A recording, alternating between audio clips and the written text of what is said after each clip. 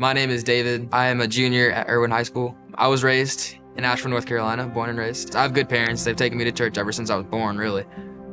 So I have what is called, or what I call, a boring testimony, because it was an answered prayer by my parents. You know, I didn't have nothing too crazy that's happened to me. Hearing the name Jesus at 8 years old, I got the gospel for the first time. I got saved. I recognized Jesus as Savior. Since then, life has been like a little roller coaster. But it was when I was in middle school to where I really started getting like a conviction for the things that I was doing. I realized that the way I was living my life wasn't the way God wanted me to. Because of that, I've looked back on my life and I was like, okay, if Jesus can live a perfect life, and if Jesus can die a death that I deserve, then the least I can do is live for him and live with him with passion. Worshiping God like God has changed my eternity. Worshiping God that he's saved me from an eternity separated from him. It gave me like a foundation. Think of like a plant. When you're first planting something, it's in like a small pot. But when it's growing and getting bigger, you put it in a bigger pot. And now growing in my faith and being plugged into a Bible teaching church, I'm able to grow more in my faith and pursue Jesus.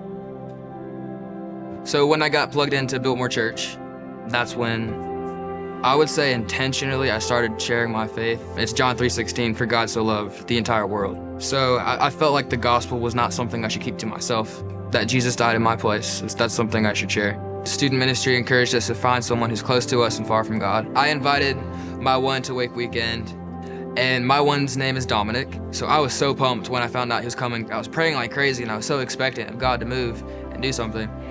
But from where I was then, it didn't look like God was doing anything. A couple months after Wake Weekend, I kind of like just gave up a little bit, and then camp came up. I found out the day before camp that he was coming. Are you about to do something again? Like, are you gonna save him this time? I noticed he was very attentive to the sermons, and so I started asking him questions. He started asking questions to our leaders, what it means to be a Christian, and he shared with me how he hasn't like fully surrendered to Christ. So later that night, it was like four guys in a dorm, and one of the leaders asked Dominic, he was like, do you wanna make this decision right now? Because we can do it right now in a dorm. And he said yes, and he got on his knees, we all got on our knees, and we prayed, and he accepted Christ. Seeing Dominic accept Christ, for me it was seeing God do what only he can do and completely change the trajectory of his eternity. The next step is baptism, because baptism is an outward expression of an inward belief, right? So the following Sunday after camp, I got to baptize him. The cool thing about how all this played out is even though I gave up, God never did. And God was still working behind the scenes. So something I want to encourage people is, 1, don't give up, because God's not giving up on them. 2, be persistent in prayer. And 3, be expectant, because God can save some people. My story's proof.